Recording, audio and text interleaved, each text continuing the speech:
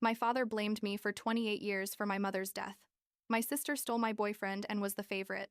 But when I got married without inviting them, my grandfather gave me a $500K house and left them furious begging. I'm 28 years old. I got married 6 months ago to the love of my life, and I need to tell this story because basically I spent my entire existence believing that I was the problem, that there was something inherently wrong with me. And it turns out no. It turns out I was just born into the wrong family. I guess I should start at the beginning. Although, the beginning is pretty messed up. Honestly. My mom, Catherine, died when I was born. Complications during childbirth, bleeding. I don't know all the medical details because nobody ever told me. But what I do know is that my dad, Robert, never forgave me for it. And when I say never, I mean literally never. Not even when I was a baby who obviously had no control over anything that happened. I grew up in a house where I was basically invisible, or worse than invisible. I was like a walking reminder of my dad's worst tragedy. My sister Jessica is 4 years older than me, and she was everything I wasn't. You know, the perfect child, the one who reminded him of my mom, but without the tragic part of having killed her at birth, I guess. I don't remember a single moment from my childhood where my dad hugged me. Not one. Jessica had her own room decorated like a princess, with new furniture and everything coordinated in pink and white, while I slept in what was basically a converted storage room. With a twin bed I inherited from I don't know who and bare walls. My dad went to all of Jessica's recitals, all her school plays, sat in the front row with flowers and the whole show. But when I had something at school, he just wouldn't show up. Once I won an award at a science fair. I was like 11 years old and had worked super hard on a project about solar energy. And when they announced my name, I looked for my dad in the audience because for some stupid reason I had thought that maybe this time he'd come. But of course he wasn't there. The thing is, when you're a kid, you don't understand that your parents can be the ones who are wrong. You assume the problem is you. You know what I mean? I spent hours trying to figure out what I was doing wrong, why my dad looked at me with that mixture of pain and disgust every time I walked into a room. I tried to get good grades, behave well, help around the house, anything to earn even a crumb of his attention or approval. Nothing worked. Jessica, on the other hand, could do whatever she wanted and my dad would defend her to the end of the world. She could fail tests, come home late, talk back to him, and he always had an excuse for her, always understanding and patient. With me, it was the opposite. Any minimal mistake was evidence that I was a disappointment. By the time I was 15 or 16, I had basically become the house servant. My dad worked in something finance-related, had a normal office schedule, but somehow I was responsible for cooking, cleaning, doing laundry, everything. Jessica never lifted a finger. Literally. She could leave dirty dishes in a room for weeks and nobody said anything to her. But if I left a cup in the sink, I'd hear about it for days. I made the food, cleaned the bathroom, vacuumed, and my dad never, not once, thanked me. It was like it was my obligation just for existing, like I owed him something for letting me live in his house after what I did to my mom. Looking back, I should have realized sooner how toxic that whole dynamic was, but when you're in it, it's hard to see clearly, you know? I thought that's how all families were, or at least that's how my family was, and I had to accept it. It wasn't until I left for college that I started to understand that none of that was normal. I went to study in a city like 3 hours away, got scholarships and student loans because obviously my dad wasn't going to help me with tuition, even though he paid for all of Jessica's college without her having to borrow a single dollar. If the first months at college were weird, like I felt guilty for not being at home, cleaning and cooking, like I was abandoning my responsibilities. But little by little, I started making friends and seeing how other families worked. Families where parents called to check how their kids were doing, where there was that basic love and support I never had. Fast forward like 2 years later, I was 22, in my last year of college studying graphic design, and I had met this guy, Daniel. He was my boyfriend at the time. We'd been together for like 8 months, and honestly, I thought maybe it was something serious, you know, the kind that could turn into something long-term. It was the first real relationship I had, and I was at that point where you start introducing your partner to your family, even though your family is a disaster. I decided to take him home for Thanksgiving because, I don't know. I guess deep down I still had that stupid hope that maybe this time things would be different. That maybe my dad would make an effort to behave like a normal father for once. Big mistake. Huge mistake. We arrived Wednesday night. And from the moment we walked into the house, I could feel that familiar family tension. My dad greeted Daniel with more warmth than he'd ever shown me, which was already weird, and Jessica was there too. Still living at home at 26 because my dad basically paid for everything and she had no motivation to become independent. Thursday's dinner was awkward but tolerable. My dad ignoring me as always, Jessica monopolizing all the attention with stories about her job at a boutique or whatever she was doing at the time, and me trying not to let Daniel see how dysfunctional everything was. But Friday things got weird. Daniel and I were in the living room watching a movie, and Jessica came down in a super tight dress and full makeup, like it was obvious she had gotten way too dressed up to just be at home. She sat between us, literally inserted herself in the middle of the couch where I was leaning against Daniel, and started asking him questions, touching his arm, laughing exaggeratedly at anything he said. I was there like, what's happening? But I didn't want to make a scene. Daniel seemed uncomfortable but polite. You know how guys are who don't want to be rude? And Jessica kept going and going. When I mentioned we were going out for a walk, she immediately said she'd join us.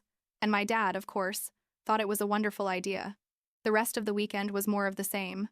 Jessica found any excuse to be near Daniel, to touch him casually, to laugh at his jokes, and I was starting to feel increasingly frustrated, but also confused because, was this really happening or was I overreacting? I tried to talk to my dad about it, like subtly mentioned that Jessica was being kind of inappropriate with my boyfriend, and he looked at me like I was crazy, told me I was being dramatic and jealous, that Jessica was just being friendly. That was basically the validation she needed to keep doing what she was doing. We left on Sunday, and during the following weeks, everything seemed normal with Daniel. We talked every day, saw each other, things were going well. But I started noticing that Jessica was texting me, asking things about him, like what he liked to do, what his favorite food was, stuff like that. And when I asked her why she wanted to know, she said she was just trying to get to know the important people in my life better. I should have seen it coming. Seriously, I should have seen it coming. But I guess part of me didn't want to believe my own sister would be capable of doing what she did. Like 3 weeks after Thanksgiving, Daniel started acting weird. He'd take hours to respond to messages, cancel plans, say he was busy with work or family. And I felt something was wrong, but couldn't identify what. One night, I went to his apartment without warning, because I was already fed up with feeling like he was avoiding me and needed to talk face to face about what was happening. I knocked on the door for like 5 minutes. I could hear noise inside, but nobody opened, until finally Daniel opened the door in sweatpants and shirtless, with his hair all messed up and a totally panicked face. I didn't need him to tell me anything. I already knew. But I asked anyway, "Is someone here?" And he tried to say no. But at that moment I heard a laugh. I immediately recognized. It was Jessica. She came out of Daniel's room wearing one of his shirts and nothing else, basically, and when she saw me she had the audacity to smile. Not an uncomfortable or embarrassed smile, but like a triumphant smile. You know what I mean? Like she had won something. I stood there frozen. I couldn't process what I was seeing. My brain just wouldn't accept the reality of the situation. Daniel started babbling excuses, that he was so sorry, that it had been a mistake, that he didn't know how it happened, all that typical garbage people say when they get caught doing something horrible. Jessica, on the other hand, didn't say anything, just stood there looking at me with that smile, waiting for my reaction. I didn't scream, didn't cry, didn't make a scene. I just turned around and left. I drove back to my apartment, and only then, when I closed the door behind me, did I completely fall apart. I cried for hours, like the kind of crying where you can't breathe right and your chest hurts and you feel like you're going to choke. It wasn't just Daniel's betrayal, though that was already bad enough. It was the fact that my own sister had done this, had deliberately destroyed my relationship, and I knew with absolute certainty that this had been intentional from the moment she met him at Thanksgiving. And the next day I called my dad. I don't know why. I guess in some stupid corner of my mind I thought that this time, with something so obviously horrible and clear, he would have to be on my side. Right? I told him everything. Told him Jessica had slept with my boyfriend, that she had destroyed my relationship, and I waited for his reaction. There was a long silence, and then he said, "Well, Emma, these things happen. I don't think you should blame your sister for your boyfriend's mistakes. Maybe he just wasn't the right one for you." I was literally speechless. I said, "Seriously? That's all you have to say?" And he sighed like I was being dramatic and irrational, told me to stop making a scene about everything, that Jessica didn't owe me anything, that she was an adult woman who could do whatever she wanted. I hung up the phone, and at that moment something clicked in my head. I realized that never, ever in my life was my dad going to be on my side, no matter what Jessica did or how horrible it was. She could literally commit a crime and he'd find a way to justify her. I cut off all contact that day, blocked Jessica everywhere, blocked my dad too, broke up with Daniel obviously, and decided I was done trying to earn a place in that family, because clearly I would never have one. The next 2 years were the best of my life up to that point. I graduated, got an amazing job at a design agency, moved to a better apartment, went to therapy for the first time, and started unpacking all that childhood shit. I met Michael at a coffee shop. In one of those super cliché ways where we both reached for the same book at the same time, and when our hands touched, it was like one of those romantic movies where you know something special is happening. We started talking, discovered we had a million things in common, and 3 months later we were a couple. Michael is everything Daniel never was, and more. He's kind, considerate, he really listens when I talk, makes me laugh, and most importantly, he makes me feel seen and valued in a way I never experienced in my family. I didn't tell my dad about Michael for like a year. Basically, he didn't know anything about my life because we were still no contact. But then, like 2 years after I cut communication, I got a call from an unknown number. It was my grandfather, William, my mom's dad, who I'd always had a decent but distant relationship with because my dad had really limited contact with my mom's family after she died. He told me my dad had had a heart attack. Not super serious, but not mild either. He was in the hospital and was asking for me. My first instinct was to say no, that I didn't care. But William begged me, said, "Please, Emma. I know things have been difficult, but he's your father." And I, like an idiot, gave in. I went to the hospital, paid his medical bills because it turned out he didn't have adequate insurance, stayed with him during his recovery. And during that time, we had what I thought was a real and honest conversation. He apologized, cried, told me he'd been a terrible father, that he'd blamed me unfairly for my mom's death, that he knew he'd favored Jessica my whole life, everything I'd been waiting to hear for years. He said he wanted to change, that he wanted to have a real relationship with me, that he regretted all the lost time. And I believed him.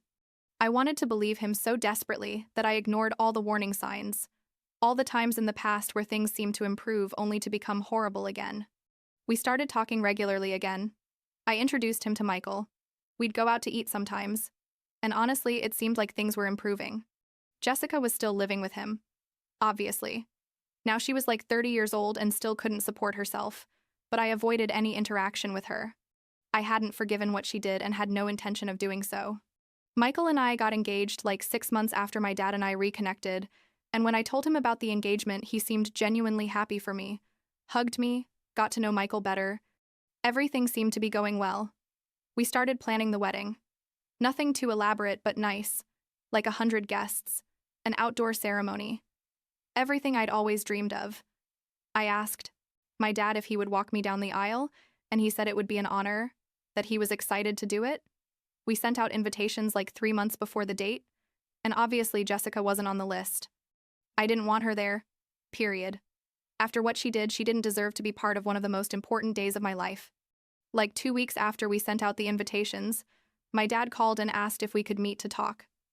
I thought he wanted to discuss wedding details or something, so we agreed to meet at a coffee shop near his house. He arrived looking nervous, which was already weird, and before I could say anything, he dropped, "I need you to invite Jessica to your wedding."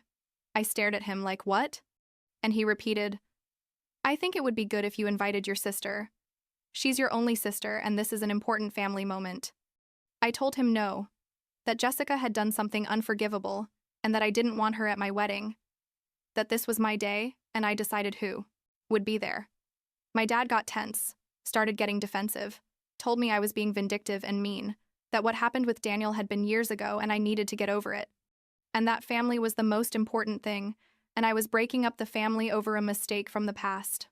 I explained, trying to stay calm even though inside I was boiling, that it wasn't just a mistake, that Jessica had deliberately destroyed my relationship, that she had never apologized, that in fact she seemed proud of what she'd done, and that I didn't owe anything to her or him. Then he said, "If you don't invite Jessica, I'm not going to come." Just like that, just that clear, basically giving me an ultimatum. Either I invited the person who had betrayed me in the most horrible way possible, or he wouldn't walk me down the aisle. I sat there feeling like I'd been punched in the stomach, like all the progress I thought we'd made during the last months had been a lie. I asked him, "Are you serious?" And he nodded, very serious. Told me he couldn't choose between his daughters, that we needed to resolve this as a family. All that manipulative garbage people say when they want you to give in to their demands. I stood up from the table, told him, "Okay, then don't come," and left. I cried the whole way back home, called Michael and told him everything, and he hugged me and said my dad was an asshole, that he couldn't believe he was doing this to me again, that I deserved so much better. That night, I barely slept, turning everything over in my head, wondering if I should give in, if I should just invite Jessica to keep the peace. But every time I considered that option, I felt physically sick. The next morning, I called my grandfather William and told him what had happened. He got furious. Like I'd never heard him so angry. I said things about my dad. I won't repeat here, but basically confirmed he'd seen this pattern my whole life, and it pained him. He hadn't intervened more. Then he told me, "Emma, if you want, I would walk you down the aisle. It would be an honor to do it." And that was it. I decided yes, that my grandfather would accompany me, that my dad could stay home with Jessica and they could keep living in their little dysfunctional bubble without me. I sent a message to my dad, very short. Told him I respected his decision not to come, and that I'd asked my grandfather to accompany me in his place, that the wedding would go on with or without him. He responded with a long paragraph about how I was being selfish and cruel, how I was breaking his heart, how I was going to regret this decision, blah blah blah. I blocked him halfway through the message because I didn't need to hear more manipulation. The wedding was perfect. Michael looked amazing waiting for me at the end of the aisle. My friends were there. The people who really mattered to me and who really cared about me were there. And when my grandfather took my arm to walk, he said quietly, "Your mother would be so proud of the woman you've become." And that's when I started crying, but they were good tears, you know? The ceremony was beautiful. The photos came out amazing. The reception was filled with laughter and dancing. And for the first time in my life, I felt like I was surrounded by people who genuinely loved me. During the reception, my grandfather asked for the microphone to make a toast. He talked about my mom, about how she had been strong and kind, about how he saw those same qualities in me, and then announced that Michael and I could use his beach vacation house whenever we wanted. And in fact, as a wedding gift, he was giving it to us. Everyone applauded. I was in total shock because that house was beautiful and worth easily like $500,000, and Michael and I hugged each other crying with gratitude.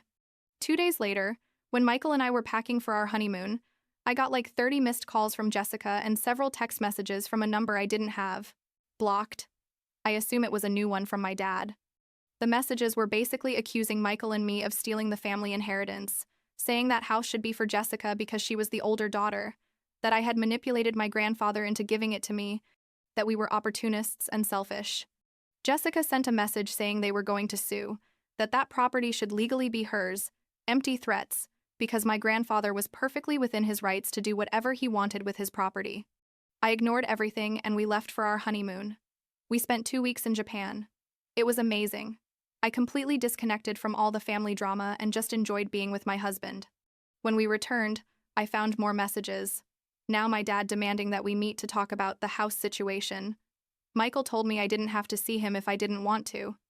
But part of me needed to close this chapter once and for all, needed to hear what he had to say, and then close that door forever. We agreed to meet at a public restaurant. I wasn't going to risk being alone with him. He arrived with Jessica, obviously, because she can't do anything alone, and they both looked furious. They didn't even greet me. My dad immediately started saying that I had been manipulative my whole life, that I had poisoned my grandfather against them, that house was for the family, and I had no right to keep it.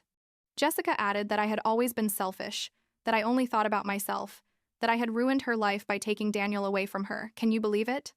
Like she hadn't been the one who actively seduced my boyfriend, and that now I was stealing her inheritance. I let them talk, let them get out all their rage and resentment, and when they finally finished, I told them very calmly that I didn't owe them anything, that house was a gift from my grandfather to me and my husband, that they had no legal or moral right to it, and that if they wanted to sue, they were welcome to try, but they wouldn't get anywhere. My dad turned red with rage, raised his voice in the restaurant, and then he let out something that, honestly, although it hurt, was also liberating to hear. He said, and I quote, "I never wanted you, Emma. I never wanted you from the moment you were born and took your mother from me. I wish you had never been born." The entire restaurant went silent. People were turning to look at us. And Jessica was sitting there saying nothing, not defending me, not showing any surprise at what he had just said. Like this was something she already knew. Like they had talked about this before. I sat there for a moment, letting the words settle. And instead of feeling devastated, I felt something like relief. Like finally all the pieces of the puzzle fit together. I told him, "Thank you for finally being honest. After 28 years, you're finally being honest with me, and that's more than I expected from you." I stood up, left money on the table for my coffee even though I hadn't even touched it, and left. I didn't look back, didn't cry. I just left and drove home where Michael was waiting for me. I told him what had happened and he held me tight. Told me he was so sorry my family was so horrible, but that he and I were a family now, that we were going to build something better together. I blocked my dad's new number. Blocked all of Jessica's numbers I could find. Asked my grandfather not to give them any information about us, and decided that was it. I was done trying to have a relationship with people who clearly never valued me. My dad still sends me emails from time to time. Most are dramatic apologies where he says he didn't mean what he said, that he was angry and regretted it, but never a real apology that acknowledges everything he did to me my whole life. Jessica sent me a message like 2 months ago from another new number saying all of this was my fault, that I destroyed the family, that she hopes I feel miserable the rest of my life. The truth is, I don't feel miserable. I feel free. Michael and I are building our life together. We're talking about having kids soon. And I know I'm going to be the mother I never had. I'm going to love my children unconditionally no matter what. And my grandfather comes to dinner with us every 2 weeks. He's the only family I need from that side. I've learned that family isn't always the people you share blood with. Sometimes it's the people you choose. The people who show you with actions that they value you. Does it still hurt sometimes? Of course it does. There are moments where I think about what my life could have been like if I'd had a father who loved me, if I'd had a sister who was really my sister and not my rival or my enemy. But then I remember that I spent 28 years trying to earn the love of people who were never willing to give it to me, and I'm not going to spend one more minute on that. The wedding was 6 months ago, and every day since then has been better than the one before. And that's enough for me.